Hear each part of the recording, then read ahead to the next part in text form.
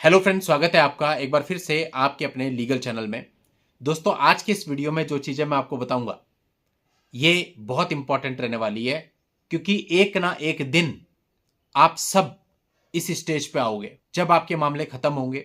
किसी भी तरह से कोई सेटलमेंट हो जाएगा या कोर्ट के थ्रू मीडिएशन में बात बन जाएगी या समझ आ जाएगी दोनों पक्षकारों को कि कोर्ट में जाकर के कोई फायदा नहीं है, यानी एक ना एक दिन सेटलमेंट होता है।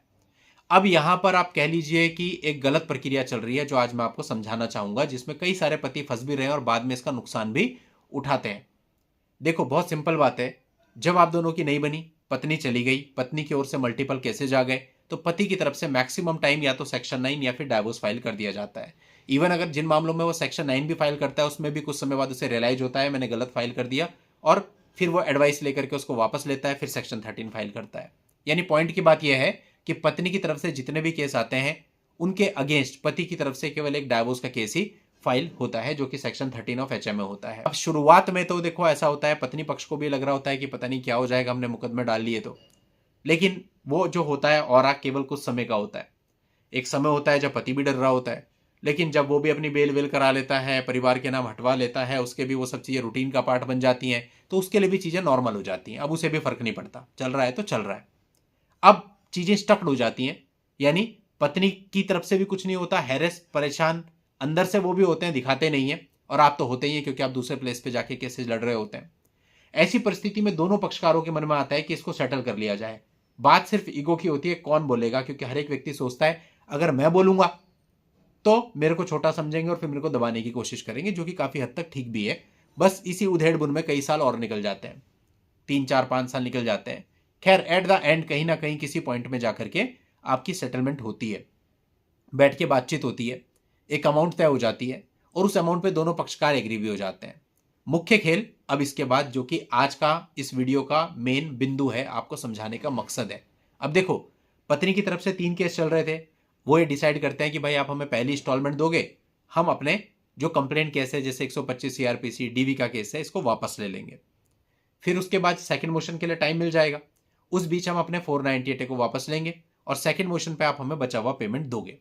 इनफैक्ट कई बार तो लड़की वाले कहते हैं हमें पूरा का पूरा पैसा ही पहले दे दो। फिर आपको ये चीज़ निगोशिएट करनी पड़ती है, नहीं हम 2 पार्ट में देंगे, पहले पैसा देंगे तब आप 2 केस वापस लेंगे, सेकंड मोशन पे जो हम पैसा देंगे उससे पहले आप 498 वापस लेंगे। यहां तक की बात भी मैंने बहुत सारे वीडियोज में आपको समझा रखी है। लेकिन अब आज के समय पे क्या पैंतरा हो रहा है, लड़के को ये कन्विंस किया जाता है कि साहब देखो ऐसा है, इस मामले को जल्दी निपटाना है। अब जल्दी निपटाने में फायदा किसका और नुकसान किसका, पहले तो ये समझो। अब लड़के को भी लगता है यार मैं जल्दी निपट जाऊंगा, लेकिन एक्चुअल में अगर देखें कि आपका मामला 15 लाख में सेटल हो रहा है, 7.5 पहले देने, 7.5 बाद में।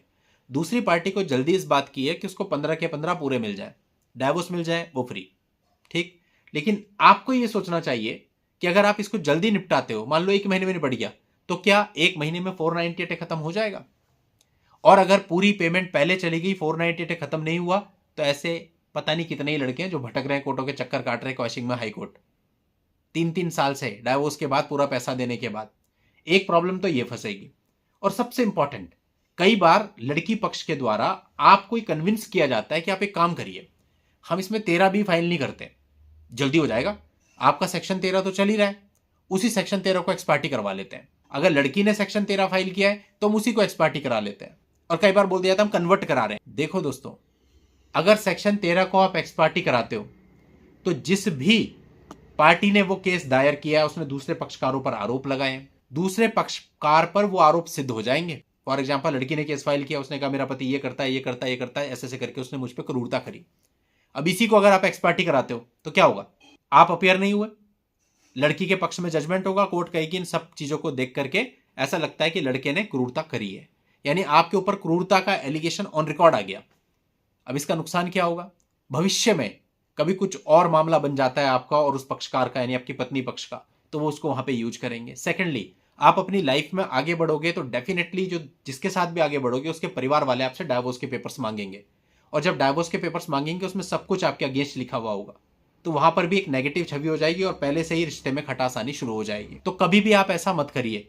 आपको ये बोला जाएगा, ऐसे मेरे पास रोज आजकल केस आ रहे हैं कि अपने सेक्शन 13 में ही डाइवोर्स करा लेते हैं। नहीं, आप सिंपल बोलिए जब हमारा म्यूचुअल डाइवोर्स हो रहा है and I am ready to pay, मैं पैसा भी आपको दे रहा हूं, तो एक प्रॉपर प्रक्रिया में होगा, सब फ्रेश पिटीशन फाइल होगी, सेक्शन 13 को मैं वापस लूंगा। अगर मैंने फाइल किया, आपने फाइल किया, आप वापस लेंगे। उसके बाद म्यूचुअल डाइवोर्स पिटीशन फाइल होगी और बाकी के केसेस जिन जिन पक्षकारों ने भी फाइल किया अपनी तरफ से वो सब वापस लिए जाएंगे। और जल्दी नहीं होगा, म्यूचुअल डाइवोर्स में जो 6 महीने का टाइम रहता है वो पूरा रहेगा। 498 का केस बिल्कुल फाइनल खत्म हो जाएगा, उसके बाद ही सेकंड मोशन को एग्जीक्यूट कराऊंगा, उसके बाद ही बचा हुआ पैसा दूंगा। और ये सारी चीजें आपकी म्यूचुअल डाइवोर्स की पिटीशन में मेंशन भी होंगी क्लियरली। कोई मतलब ही नहीं है। कई बार तो होता है इवन पहली डेट के बाद 6 महीने आपको दे दिए और 6 महीने में भी 498 खत्म नहीं हुआ, दूसरी पार्टी आ गई जी सेकंड मोशन की डेट है, लाओ बाकी के पैसे, एडजॉर्नमेंट दो। वहां पे नहीं करना है आपको सेकंड मोशन, नहीं देने बाकी के पैसे। और ये तभी हो पाएगा जब इसके सपोर्ट में आप पिटीशन में प्रॉपर पॉइंट बना के चलते हैं कि अगर किसी कारणवश 6 महीने में 498 एआईपीसी का केस खत्म नहीं होता तो दोनों पक्षकार एडजॉर्नमेंट देके अगली तारीख लेंगे। लेकिन सेकंड मोशन तभी होगा जब 498 खत्म हो जाएगा, बाकी का पेमेंट तभी मिलेगा जब 498 खत्म हो जाएगा। बिल्कुल स्ट्रेट फॉरवर्ड रह के चलना, इसमें कोई शर्मा शर्मी नहीं करनी है आपको, तब जाकर के बात बनती है। उम्मीद करता हूं आपको पूरी बात समझ में आई होगी। सोच पर प्रहार पर मेंबर्स के लिए कई सारे प्रोग्राम्स हम लोग चला रहे हैं रेगुलर। अगर आप उसका हिस्सा बनना चाहते हैं, ज्वाइन के बटन पर क्लिक करके मेंबरशिप ऑप्ट कर सकते हैं। आज के इस वीडियो में इतना ही। नेक्स्ट वीडियो में नई जानकारी के साथ मैं आपसे फिर मिलूंगा। तब तक के लिए goodbye and thank you for watching. Take care.